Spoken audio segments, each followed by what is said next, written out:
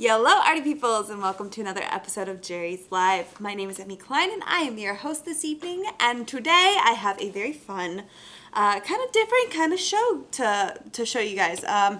So, as you can see, I have some fun products on here with me. Now, if you are interested in anything that I'm going to be using during the show, make sure to go to the website, jerrysartorama.com, and in the search bar, type in today's class code, which is JL274, which I believe is actually going to be down here in the corner for the whole show, if you guys want to reference back at that. But JL274 in the search bar, that'll bring up our teacher's cart with everything that I'm going to be using. So, this right here is a brand new item. This is the Paramount Black Primed Cotton Canvas. Now, I'm very excited about this because they do come in rolls of canvas as well in case you want to have stretched canvas. I believe there's a, 54-inch up to, I think, 84-inch. I did not have that written down, I'm sorry. There's a lot of very large sizes of rolls of canvas. So this does come quite large for anybody who does want to work on a larger surface. But it is a acid-free primer, which is acrylic-based, so it is universal media. You can use it with any media, which is fantastic. And I'm going to be using it with a couple different medias on the show here for you guys to see. But it is double primed, so it has a really good surface. You have a question? 56 to 84. 56 to 84. Mm-hmm. That's it. So rolls of canvas that come quite large, so you can have, even if you cut it down a little bit smaller and stretch it smaller, but you can go up to 84 inches, which is really awesome. This right here, though, these are all the different sizes that we offer in the pads. So this is literally a pad of canvas, which is really awesome. So originally the base is unbleached cotton.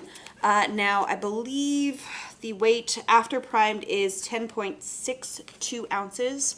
So it's got a nice sturdiness to it. It's, you know, quite a good kind of weight to a canvas and really sturdy. So the sizes that we have in the pads is 16 by 20. We have a 12 by 16, an 11 by 14, a 9 by 12, and a little 6 by 8, which is adorable. I really like this size.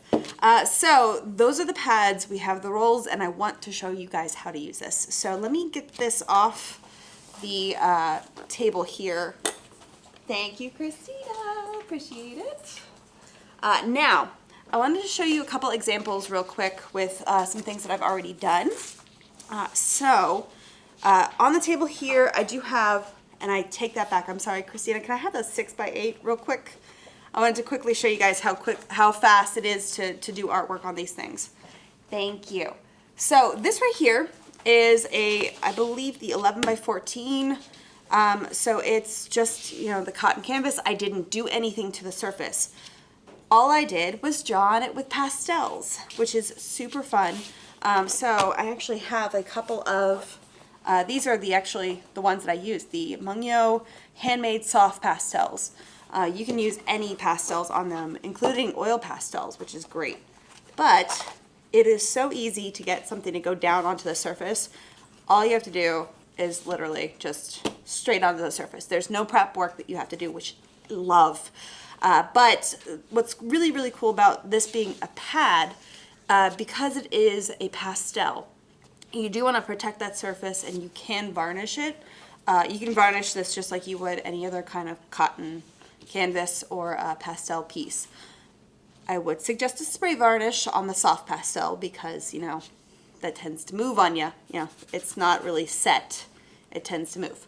But what I personally would do, because it's not a stretched, you know, big bulky canvas, I'm actually just going to put this into a frame, which is nice and easy. And so on the little 6 by 8 size here, I actually did a couple testers. So if you were interested in doing a couple different pastel pieces, what's really fun is that you can do a couple of different series. Because if you were to take a really, you know, nice opaque medium like the pastels and do just a quick little sketches of like flowers, you can pop these into different frames and you can have a gallery wall. You can sell these for like art fairs, which is really easy. These are something that I think each one of these maybe took me 5 minutes. So, I mean, something that you can knock out really fast. And because the medium is nice and opaque, you know, it goes on really, really well. The colors stand out really beautifully against that dark black. And it's just so easy to use. It's just grab and go. Now, this is a process very similar to the next one that I did, where I'm using the canvas with the black being the majority of my art. It's kind of like the background, kind of, oh, I got a little pastel on the table, it's fine. I got, the majority of the canvas is still black, similar to this right here. So I am just painting in, this is actually oil, so that's why it's a bit shiny, because you can see the oil kind of shining the glossiness of it. So I only painted, I'm trying to hold it to where you guys can really see, I only painted just where that light was hitting the bulb, the glass area, just ever so slightly, and then I painted the filament and just where those reflections are.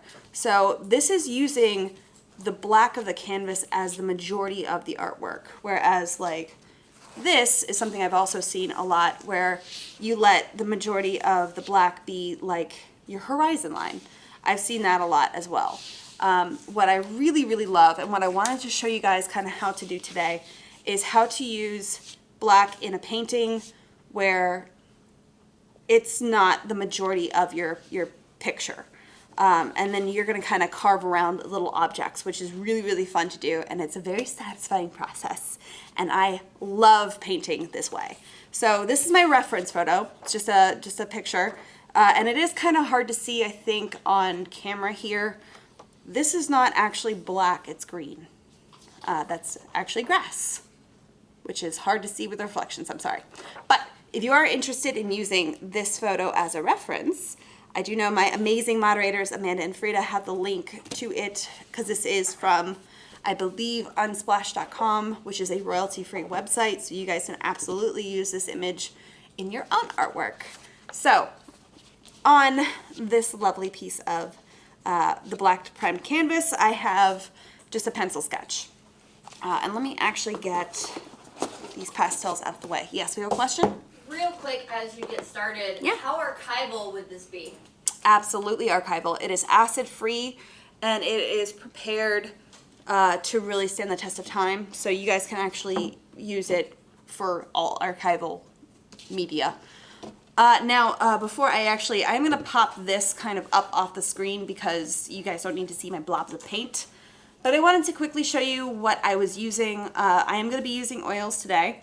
So the colors that I have is titanium white. This is a cadmium yellow. This is Indian yellow. This is peach pink. Alizarin crimson. This is cobalt blue.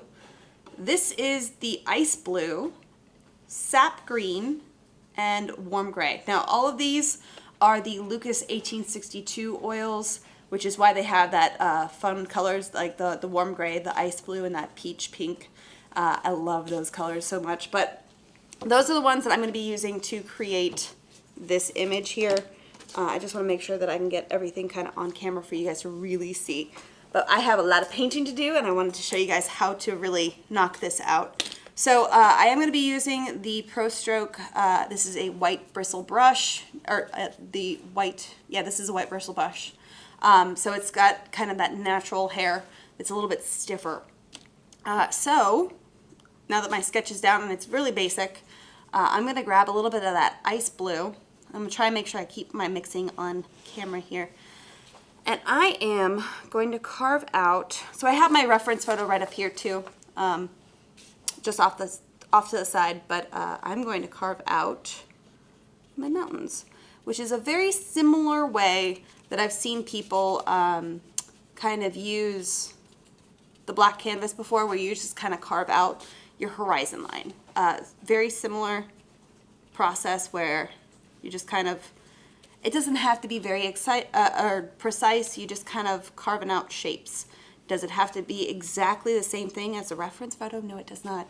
I am just using that ice blue to knock back the sky just a little bit.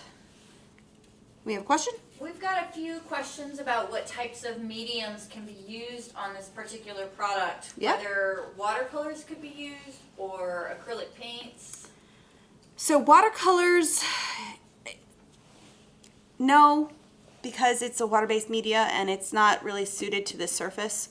It's not really going to absorb and hold on to this canvas because this is just like any other canvas. It's a universal primed, like acrylic primed canvas. So it's really geared more towards like acrylics and oils. You could use it for the pastels like I showed you, but watercolors, because it's such a transparent medium, the only thing I could maybe see is like the metallics, but even that, I would suggest using like a metallic ink, like acrylic based ink, rather than a watercolor, if that makes sense. Because you really want to use opaque materials on this surface because it's black. So it kind of, anything that's transparent is going to kind of sink back into that darkness, which, you know, you might get some subtle variations, but for the most part, it's going to be knocked back into darkness. You have another question though? How would you use black, Mars black, or ivory black on a black canvas? You know how like on a white canvas you might use different shades of white? How would you approach that with a black? All right, so each of those colors of black paint, they're different pigments, honestly.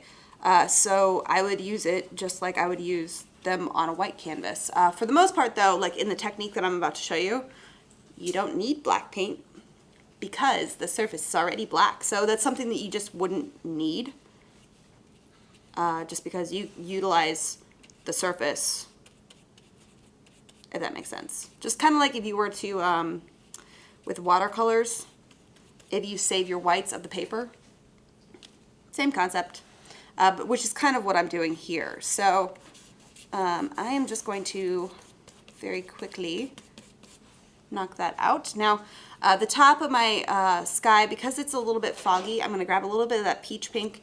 Now, because it's a little bit like orangey pink, it's going to make a little bit of mud up here, but I'm okay with that because it's a little bit warmer, but it's going to push this into almost looking like fog.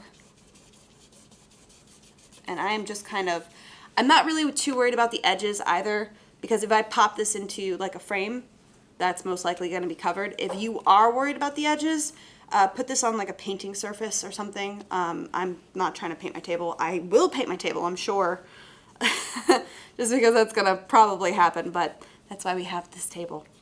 Now, mostly just going to kind of knock this back a little bit, right? So if you were painting mountains, this is something you could absolutely do.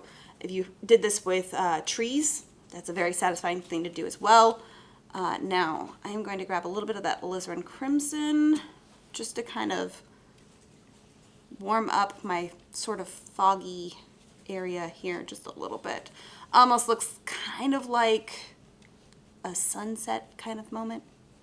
Just a little bit, like the lights coming through. Because it was, you know, gets a little warmer up here. But I am gonna, and I'm probably not gonna clean my brush for the majority of this process. Once I get more into like the house, I probably will. So this is the cobalt blue mixed with that alizarin crimson, so it's gonna give me a purple, essentially. But I'm going to just desaturate it a little bit with that warm gray. And I'm going to pop in the top of like this little mountain area. Again, I'm not trying to mix it into the sky that I just painted. I'm just kind of taking the flat end of my brush and wiggling it up to kind of that line, just to kind of give me almost like a sharp edge.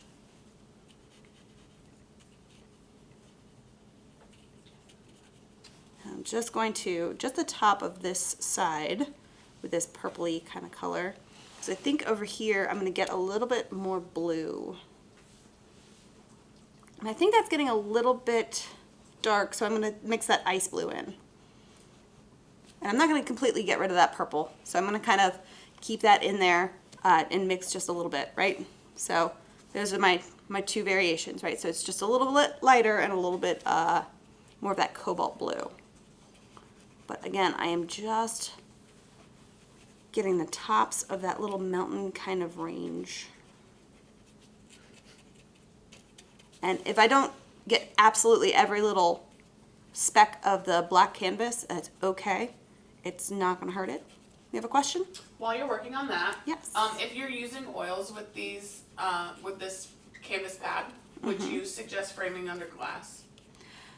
It makes it easier if you're framing it, especially with the pastels, yes, because you do want to, if you're framing pastels, you want to tend to put it under glass just because fixative is hard to really get it to spray fix without it changing color. There's a whole show, I think, where we discuss varnishing options and things like that for different media. But pastels, I typically don't varnish or spray fix. I just frame them under glass. So that one in particular, absolutely, I would just put it under glass. Because this is oils, and once it cures, it should be fine. You can either mount this canvas onto a panel, which we did have an entire show on canvas at the beginning of 2022. We had our Canvas Palooza shows. And that is where we talked about mounting canvas to a panel. And we actually, I think, went through the whole thing as well. So if that is something that interests you, there's a whole show on it. All right, so I'm gonna get a little bit more of my cobalt blue and ice blue mixture just for, actually that's a little bit saturated. I'm gonna desaturate that just a touch with that warm gray. That was probably more warm gray than I intended, but I'm gonna go with it. Yep. And I'm going to actually start coming down into this area. Now, the top of my house is here, right? Hopefully you guys can see that because my pencil lines aren't super strong, but I'm not too worried about them being very light either. I just quickly sketched in a pencil sketch. But I am going to, very carefully with the edge of my brush, I'm going to start carving out these shapes. Now there is a little bit of a power line that kind of comes up and goes off into the distance here. So with that, I'm going to paint around it instead of painting it. Let me connect these little areas here. Right? Now, there's my power line, right? I'm going to take, again, I'm going to load my brush up and I'm pulling it on the flat sides, right? So it keeps it nice and sharp as an edge, right? I'm going to take it and kind of just start working my way into that corner, the little like triangle area. And then I'm going to keep the flat edge of my brush up against that power line.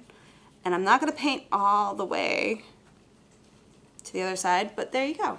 Just a little line of black just to indicate there's a power line kind of happening. Now, you want to get really thin with that, you can. This painting process, I was telling Katie about it earlier, I've seen somebody use this to paint a power line that was just up against the sky, and it had like all of the power lines were hanging down like spaghetti, like just a bunch of mess of power lines, and they carved around every little line, and it was so satisfying and so amazing to see because it had all the different sunset kind of colors of the sky going out all around it. All right, so there's the top of my house, and there's my power line. Super easy, right? Didn't really have to do much as far as the painting process. But I am going to take this like kind of desaturated blue color and just kind of dance it around just so it kind of marries in with the rest of my color, because in my photo reference here, it's like a little poof of cloud that kind of comes in right behind this side of the house, and I want to get that, right? Now I do have, yes, I have an easy wiper. I always have an easy wiper. I'm going to kind of knock off the majority of my paint that's on my brush here onto it. Now again, I'm not cleaning my brush. I'm just getting a bunch of that paint off, right? Now the color of that cloud tends to be almost exactly like the peachy pink kind of color. So I'm going to be going from like the dark purples to like this peachy pink because I don't want to really get a bunch of that into there yet. I'm going to kind of start it into the middle of this area, and then I'll work my way up there and sort of blend them together. So peachy pink. Again, my brush isn't perfectly clean. I just knocked off a bunch of the paint off onto the Easy Wiper, and now I'm just loading it back up with paint. You have a question? 2 quick questions. Yeah. The light bulb that you showed, what did you use for that? Oil paints. I actually believe I used the Lucas 1862. So with that, I used the titanium white. Believe I used a yellow ochre. And so like this area mostly is the titanium white with the yellow ochre kind of mixed in. There might be a little bit of like either cadmium yellow, lemon, or just a lemon yellow in general, because that's definitely a lot more lemony right through here.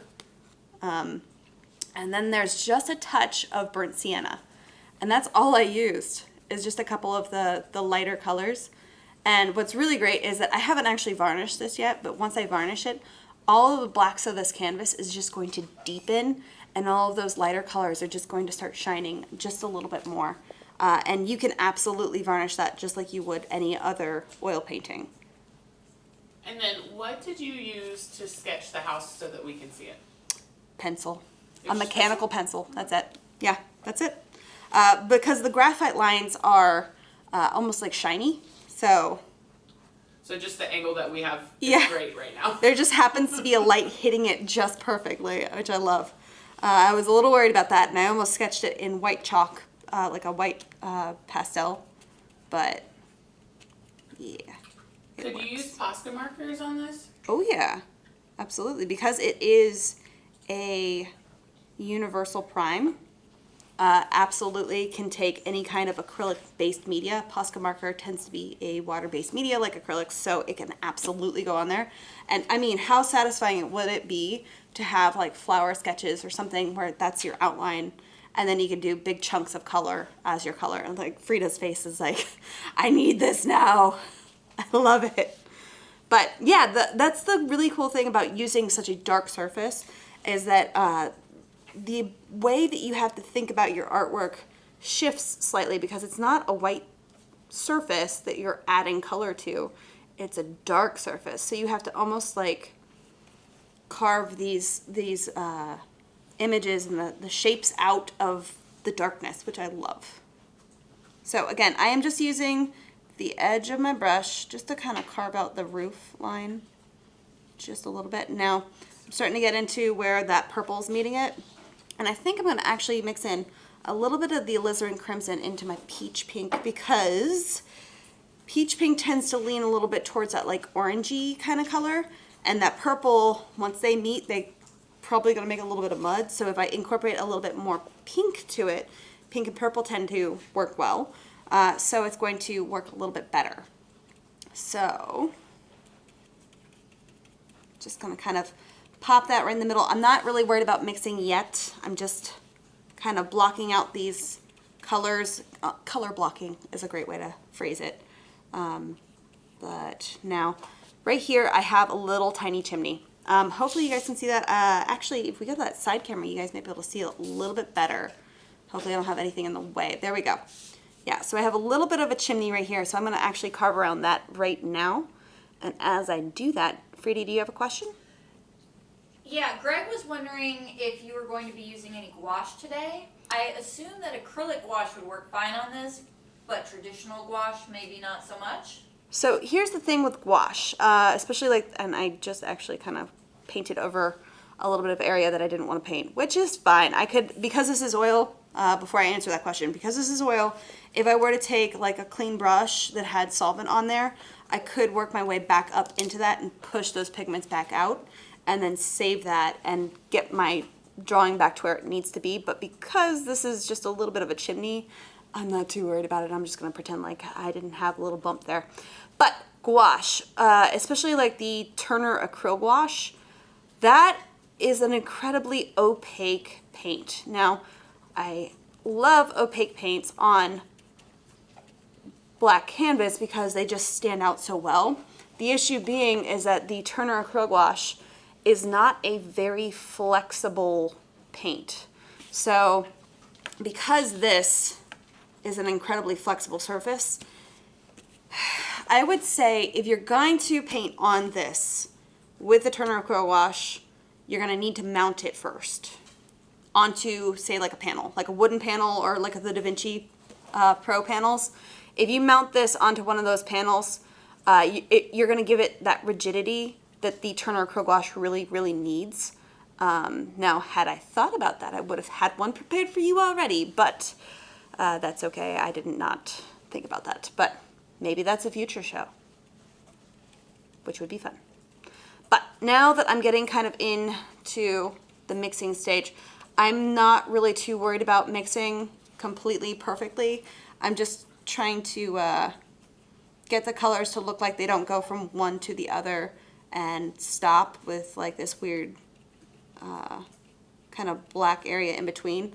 I'm just kind of squishing them together. Now, again, I need to carve around this little chimney, and I'm using the edges of my brush to my advantage and just kind of working my way. Now, normally I would actually flip this and work upside down, but if I flip this, I'm gonna have to flip it right back over and keep painting, and that would take too much time. And I might as well just keep going for you guys.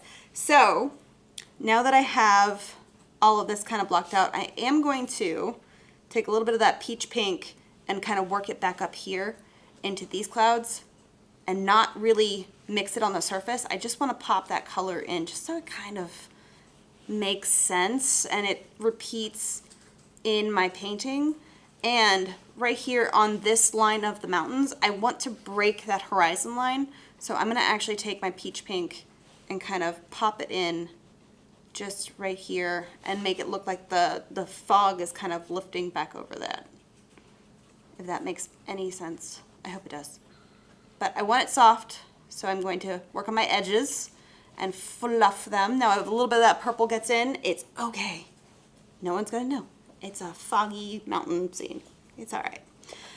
Okay, so that's the majority of the background. I do have a little bit down here, which, you know what, let's pop in a little bit of that Indian yellow with the peach pink and just make it look like it's a little bit of a sunrise moment.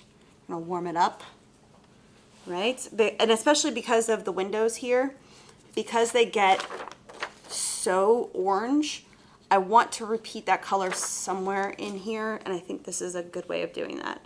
So I'm kind of upping the saturation of the sky just so it kind of really makes sense with the windows. Now, right here, because it gets really small little areas, I'm actually going to switch to a slightly smaller brush. So this is a size 4, this is a size 1. Again, this is a flat brush. I think that was a bright, yeah. So essentially the same shape. This is just a little bit longer on the bristles.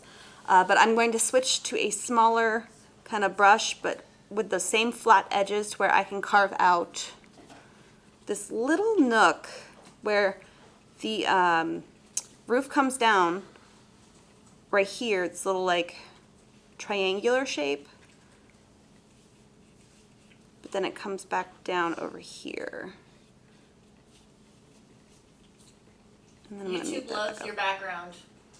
Thank you. It's very satisfying, isn't it? Honestly, for me, you could stop painting right now and I would be happy. Right? This is the great thing about using a dark canvas, like the Black Prime canvas. I didn't have to do any prep. I just did a quick sketch, and just something like this. How long did that take me? It's so satisfying and so fast. It's so fun. I love this process. It's definitely one of my favorites, especially with landscapes and like the sunrises and clouds and stuff like that. So the end of my horizon here Quick question. does go back to blue. So I'm gonna make a quick blue, and while I'm doing that, what's your question? How many colors have you used so far? I have used Indian yellow, peach pink, alizarin crimson, cobalt blue, and ice blue. 5. I have dirty hands. This is graphite, sorry. Artist hands. And that's, yeah, so just 5. No, I'm sorry, I used a little bit of that warm gray as well. So 6 colors so far. Question? Yeah, what are you using any oil mediums? That's the really cool thing about this. No mediums. I am not using any mediums because, and that's why I'm not actually cleaning my brush. If I were to get solvent on my brush, it would probably break down my oils and make them a little bit more transparent. I want that opacity. So I'm making sure if I'm switching between colors, I'm getting most of the pigment off my brush before I do that.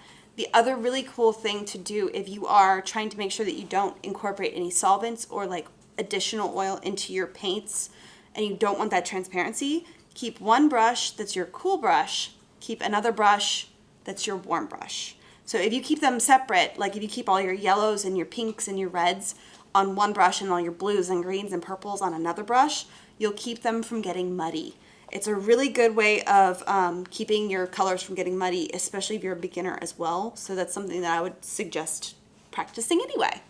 Question? We have a question in YouTube asking if you can use masking fluid on this. You can. Whether or not the masking fluid plays nicely with oils or acrylics, that's a different question. I think we were talking about this earlier.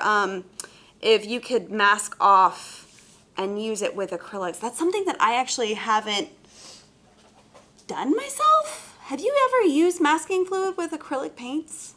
Because like I've seen masking like sticker, but Yeah, the issue being is that it's stuff that I've never used. like tape, yeah, but it's a textured surface because this is canvas. I Right. don't know if tape would do I would what you get want it to do. Like clean it's not gonna give line. you a clean line. You're gonna have that like where it bleeds underneath the little bumps and I don't know. If anybody's used masking fluid on canvas with acrylic, let me know. Because I am very curious. All right, now, I do have the blue getting ready to meet that Indian yellow, and I know it's gonna make green. I know it's going to, and that's okay. I'm just gonna let it kind of blend just a little, and that's it. Because I don't want too much of a green. And if I really don't like that, what I can do is take a little bit of titanium white and lighten right in the middle. So it becomes like a light green, but it's still not like boom in your face green, if that makes sense. So it almost looks like it's just kind of coming up just a little bit. All right, now I do need that smaller brush again, just to kind of get in that little like nook right here. Because I have, again, that roof comes down and it has like the stop. So it's not a perfect triangle because your roof has some bulk to it, especially if you look at like the photo. But there's also a little spout that comes right here. So I'm gonna take my brush, and again, I don't have to be completely perfect with this, but if I just knock out just a little bit right there, it's all of a sudden just a little spout. Look at that little detail. I didn't really do much, did I? It's right there. But now the fun part comes. This is the part where it just kind of becomes magic. And yes, I could stop right here and that could be it. It could be very satisfying just as it is. But I'm gonna take the same blue that I have, this really bright blue, and I'm gonna start knocking out this side of the house. I'm not gonna use any other color, just this blue. That's it. So I'm going to just the side of my brush. I'm using it on the flat side and carving out that sharp line, but I'm not painting the whole thing. I'm actually going to leave a lot of it open because then it's going to start looking like a really old kind of grungy farmhouse, which is, I want that feel. You have a question? This one's a bit long. Okay. When you used water-soluble oils for the pug painting, you painted a bit with no solvents, explained it was underbound, and then kind of glazed the solvent, which made it all pop, like kapow. Mm-hmm. Do you need to do that here too? Okay, so underbinding is when you remove so much of the oil that your pigment doesn't have enough of that binder to really grab onto your canvas, right? The pigment might start coming off a little bit, almost like if you mix too much water into your acrylics. Same concept, right? So with this, when I varnish it, all of that's gonna pop, but I'm not using anything to make this underbound, so it doesn't have any kind of, it doesn't apply here, really, because that canvas is primed and ready to grab onto my oils, and I'm not taking any of the fatty content out of my oils, so it'll still really grab onto the canvas. But that's a great question. Thank you. All right, now I do have to make sure I stop there because I have that power line that comes through, right? And it does kind of attach to that side of the house. So again, I'm not being perfect with it. I'm just kind of sort of line. Now I am gonna have to turn this because this is where I need the sharp edge of my my brush just to carve out the edge of this part of the roof. Right? Something like that. Boom. I have a roof line. All right, now I have all these little windows and everything on the side of the house. So I'm going to carve out the majority of the architectural features that are like around them, you know? So there's a window pane. And again, I'm gonna have to avoid that line that kind of goes across. So that's why it's gonna have to stop right there. Now, the cool thing is right here where that roof is, I'm not gonna paint all the way up until that roof line. I'm going to kind of feather off my paint, not by using any oils or anything with a transparency. I'm just going to kind of flick my brush and start lifting my brush off the canvas, and that less amount of pressure is going to give you kind of more of like a, it's not going to give you a perfect application of paint. It's just going to give you kind of like almost where it starts feathering off into darkness, right?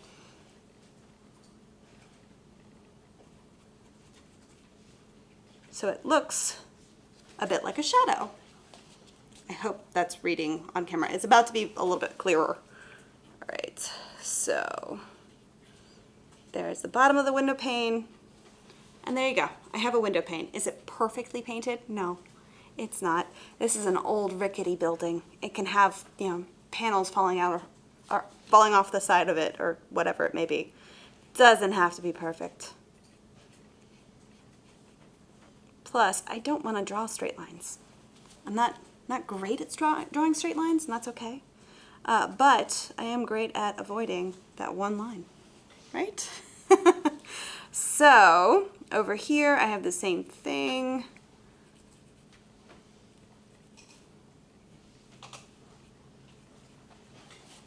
Right, and I don't want to draw all the way up into that little area. I want it to be in shadow. So now that I have that, I'm going to work on the ones down here. There's a little bit of like architectural detail. I don't know what it is, but it's something. And I'm just gonna put 2 dots right there, and then a dot over here and a dot over here, and there's my architectural details. That's it. We have a question?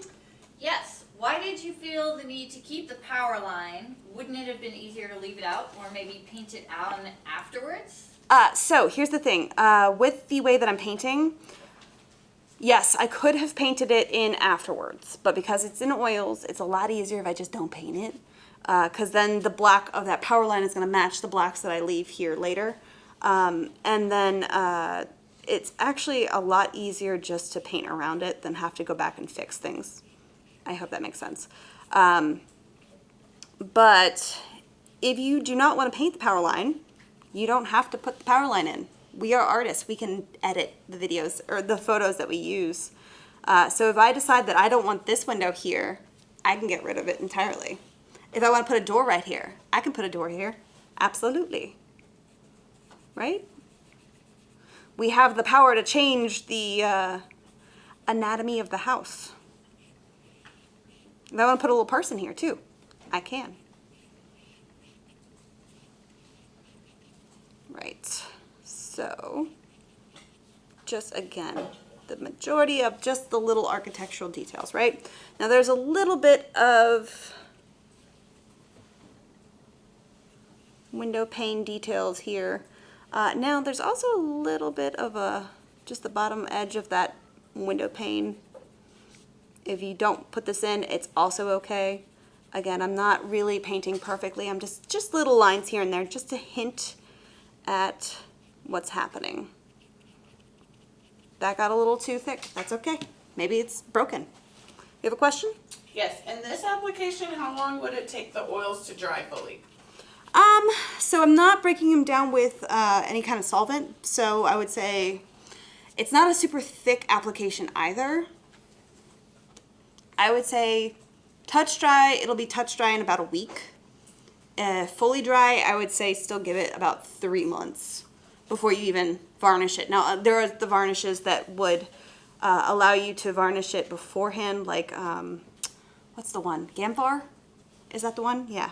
So that one will let you do it. But again, there's a whole video on varnishing. All right, so now I'm gonna start filling in the wall. So there are technically panes of wood that go up and down. If I don't perfectly fill this in and with a solid color, and I make sure that my brush marks go up and down, it'll hint at that, which is great because I'm not wanting to paint all of those little details. Now remember, if I don't go all the way up to that, it looks like a shadow. Ta-da! Now, again, I'm not going to paint all the way up to my little window pane lines. I'm going to kind of leave there like a little just sliver of darkness, just so it can keep the differentiation between those little areas. Now, I do need to turn this just a little bit. If you need to turn your canvas, turn your canvas. Just like that. Ta-da! Now, I need more blue. Now, over here, you have a question? Yeah, is there any reason water mixable oils would not work in this situation? There is no reason why water mixable oils would not work, because it'll be perfect for this. Did I get? Yeah, I did. All right, so again, I'm not trying to be perfect about it because I want this to look like a rickety old country farmhouse, you know? So again, I'm not painting all the way up to that little edge of where the roof line is, so I'm just gonna kind of, one of those. Start heavier down here and kind of flick it off, kind of a thing, before I get to that roof line. Now, if I turn my brush sideways like this instead of the flat, I can get more of those like wooden panel lines.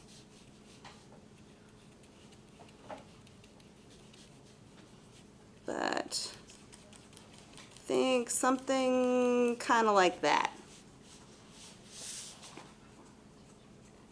Now, there's some kind of architectural details right around the windows here. I'm going to go up into the bottom of it and then just kind of go down. That's all I'm doing. That's it. That's all I needed. I don't need to paint all those little details. Just a hint. Now, down here where the grass is, right? I'm going to make sure that my brush strokes are still going up and down, but I'm going to just kind of dab in like irregular lines because it's not a perfect line. There's grass and there's some, you know, plant growth. What's happening down there doesn't matter, but it's not a perfectly straight line. But again, I am taking my brush, the flat edge of it, getting close to that little windowsill and just kind of dragging it down. Right. Now let's make sure all of that kind of makes sense. Nothing's perfect. But it all kind of looks relatively the same kind of color because that's where the light's hitting it, but it's still in shadow, so it's blue, right? Isn't that great? I made this out of the house, and all I did was use one color and just paint around all the little details. So satisfying. All right, so I do have a little bit of chunk of house right over here. Now, I'm not going to get really like a lighter blue like I did here. I'm going to keep it really light, kind of like I did up here where the roof line meets it, just so it kind of gets pushed back. But I just want to hint that something is there. There's a window, but I want it in shadow.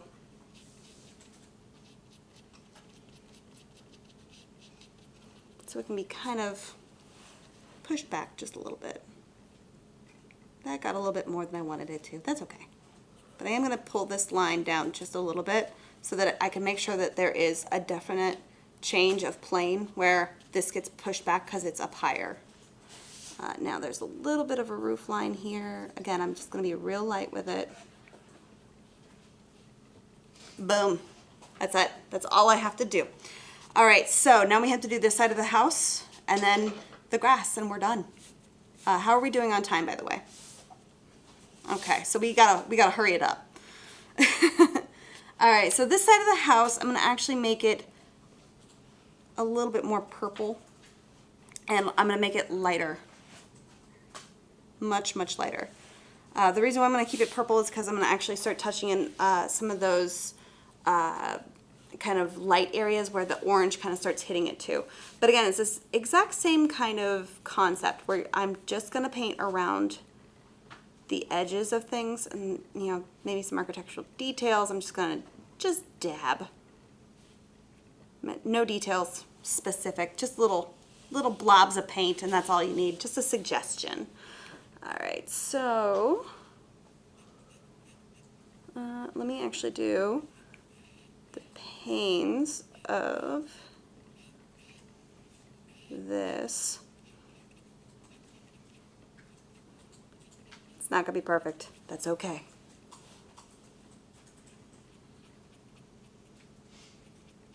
Just a little hint here and there. All I'm doing is really painting in little squares. I'm gonna go right down the middle of those two though. All right, now little touch for the window pane divider. Because once I varnish this as well, those graphite lines are pretty much going to disappear. They're going to go away pretty fast.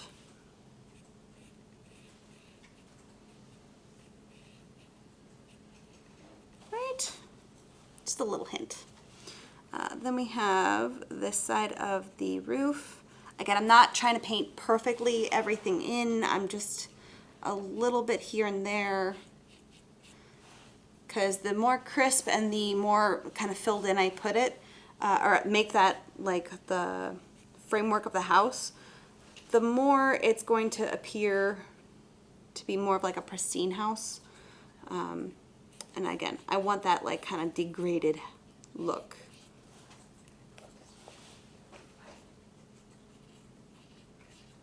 All right, there is the window pane. Just kind of around here.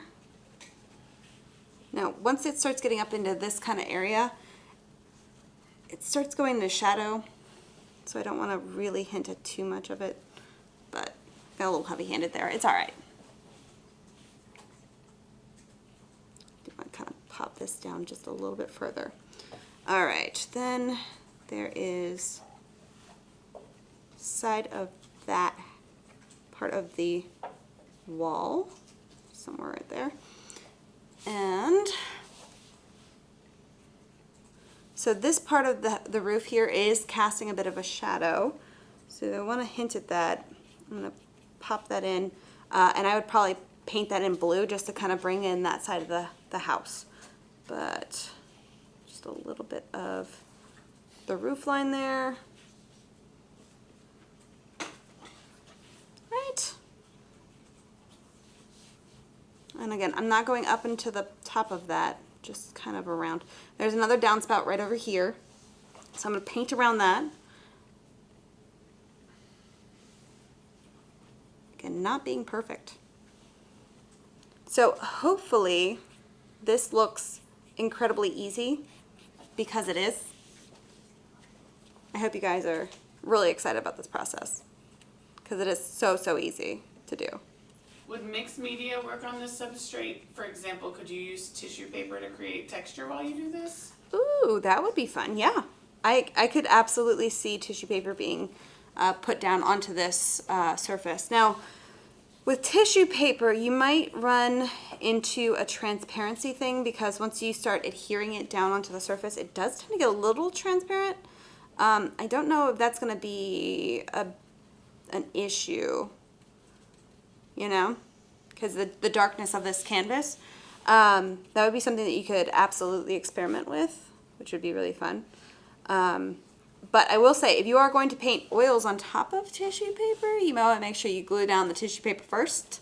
I would not try to go the other way around because there is a little bit of glue with oils. That's like putting a water-based media on top of oils. That might be a problem. Yes, do we have another question?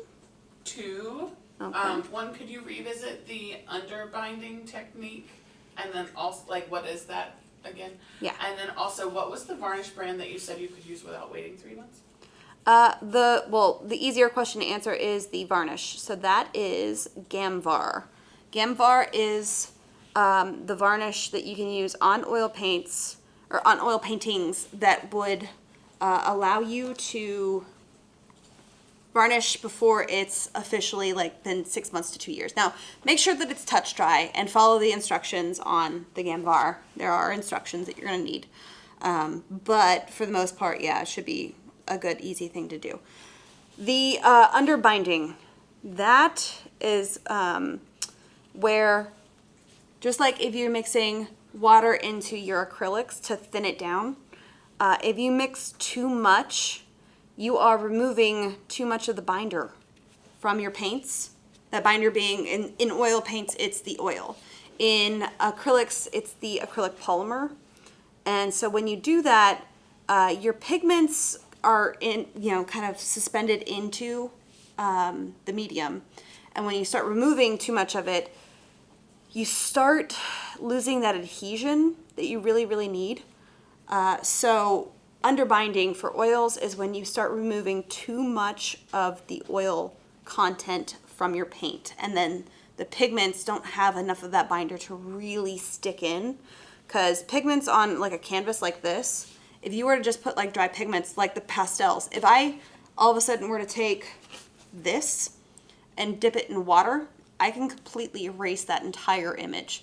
I have done that actually with the tulip that I did. That was the second time I've done that. I drew it and I didn't like it, so I washed it off and then did it again. So pigments like the pastels don't have a good binder that will get them to stick down, and that's exactly what happens is when you start getting them, the adhesion problem is what's really happening. I hope that makes sense. So I am doing just a touch of blue here and there, just a little bit of shadow, like we're down here where the plants are kind of blocking a lot of that. And then there's the downspout here too that I wanted to just touch in. Is it straight? I don't think so. It's okay. Doesn't have to be perfectly straight. All right, so house. I'm going to also just a little hint here and there of like, maybe those are roof tiles. I don't know. It's just a little bit of something just to give it almost some surface texture. Now I'm not going to do it on this side because this side is in more of a shadow than this side because the light tends to hit it this direction. So it would hit this part of the roof, but it wouldn't hit this part of the roof. But it would hit this side of the house, just like it did over here.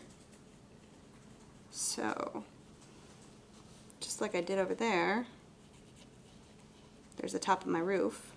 I almost forgot about that. Whew. All right, so there's the majority of my house. Now, actually, before I start grabbing that spike oil, I'm gonna take this brush, dip it in a little bit of that alizarin.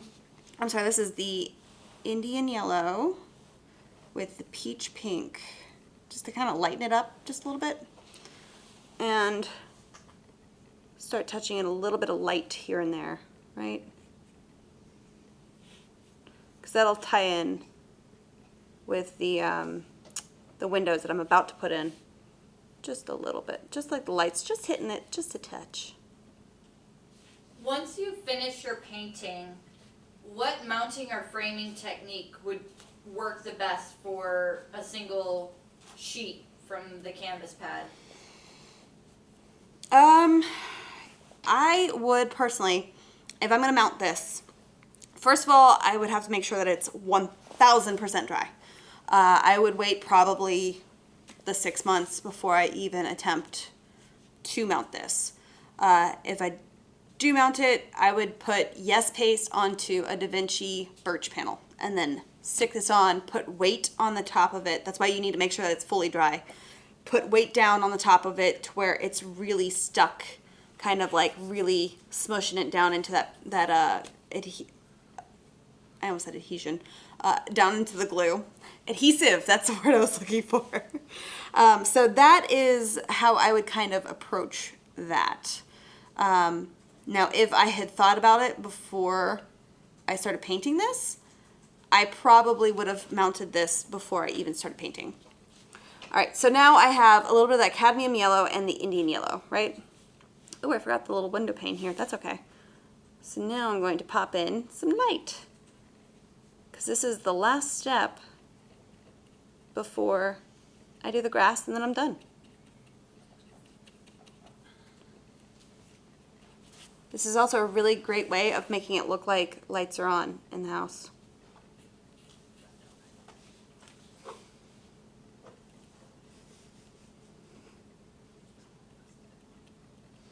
Alright, and I'm not doing perfect little lines. I'm just making sure to load up my brush. Again, I pull it on the flat side, load it up, and then on the flat edge of my brush, I'm just kind of dabbing in a straight line. So it's almost like I'm using a round pointy brush, which I do have, and I probably should have just grabbed. If a round brush is easier for you to do this with, go ahead and grab it, please. But I really tend to use like flats and filberts like this, just because I usually never switch my brushes if I can help it. Not on purpose. It's just something that you get into painting and you forgot to switch your brushes sometimes. All right, so up here, top of that is only reflected in a little bit of a triangle because that roof blocks out some of the light, so I'm not going to reflect it all the way up, but there's the light in my windows. Isn't it so satisfying? I love it. All right, now we got to do the grass. This is where it all comes together. I hope you're excited about this. All right, sap green. All I got, and it's still a dirty brush, but that's okay. Sap green. I'm going to hold my brush down here, and I'm going to use the flat end like this, right? And all I'm going to do is kind of scrub it in sideways. This is not nice to your brushes, so don't use your really fancy brushes to do this because it's a little mean, but it's the only way I've really found that it gives you the best kind of mark making.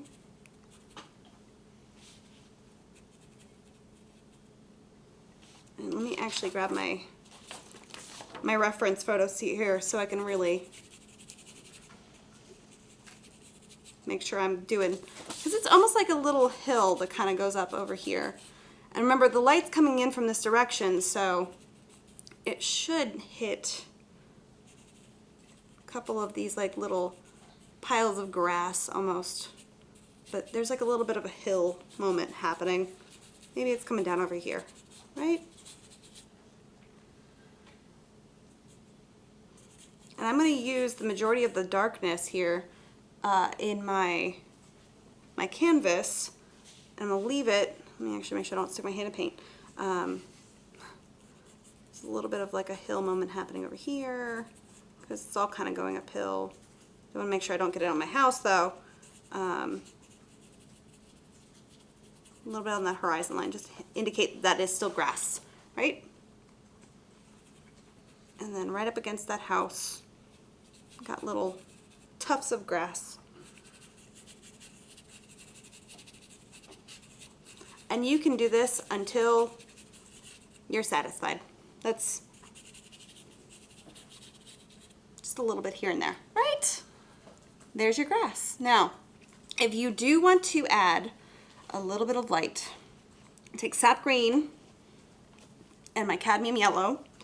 This is something I would do very sparingly. Just a little differentiation between the green I've already put down and right where it's getting light hit on it, right? That was a little bit much, more than I wanted, but that's okay.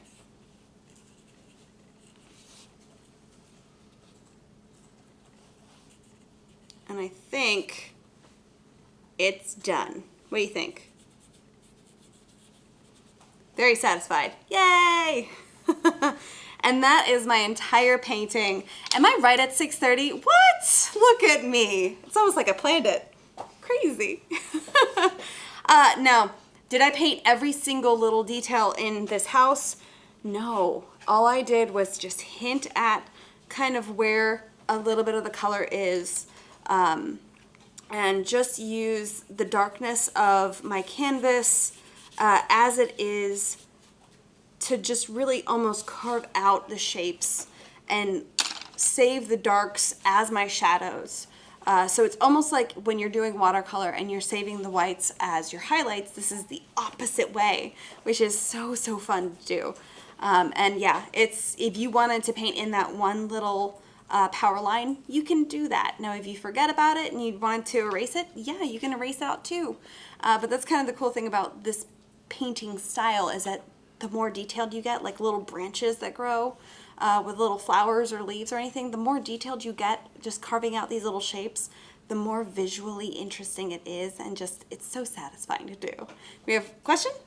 Yes. Okay. Would you describe the finished piece as oil on acrylic, or just leave the black acrylic primer out of the description? Asking in case they were able to sell one and accurately describe it. Yeah, no. I would just say this is an oil on canvas, because a lot of the canvas that you use as an artist is acrylic primed. If it's not specifically primed for oil paints, it is an acrylic primer. Even if it's white, it is an acrylic gesso. So it's a water-based acrylic or water-based primer. Now, there is glue sizing as well, which is a little different, but no matter what my canvas is sized with, I'm gonna say this is oil on canvas. The sizing of it, I think the only people that are really gonna care are the artists that are looking at your work or trying to replicate it, kind of a thing. You have a question? Yes, if you loved this idea and you did not want to wait for a black canvas to come in, could you use black gesso? Absolutely. If you have canvas already in your studio and you already have a black gesso, yes, you can absolutely prime your canvas with a dark gesso. You can also, if you want to, like tone your canvas with a black acrylic. The only issue at that point is when I have seen oils start to interact with acrylics where it kind of sort of eats it a little bit. But that's why gesso is a little bit better. And it also doesn't really like have any adhesion issues. But I mean, oils will go on top of acrylics. But gesso is a better surface than acrylic for oils to go down. You have a question? Yeah. Awesome. Well, that was the show, guys. I hope you guys really enjoyed it. I hope you guys get to try this out. If this is something that interests you, please give it a whirl and tag it and post it to our Jerry's Live Facebook group, please. I would love to see what you create. It makes me so happy to see you guys creating. So that's Jerry's Live Facebook group. It is free to join. It is just a community of like over 6,000 artists. Granted, to get in, you do have to answer that one security question. Otherwise, you are deemed a robot, and I can't let you in, and I'm sorry. Robot's not allowed. But I hope you enjoyed it. I hope you guys get a chance to try it out. And, of course, join me next week because I'm going to actually have a different kind of show. We haven't done this. I'm going to be creating a repeating pattern by hand. So you guys can absolutely join me with a different kind of a class, and it's a fun way of making passive income for artists. So I hope you enjoyed it. I'll see you next time. Bye.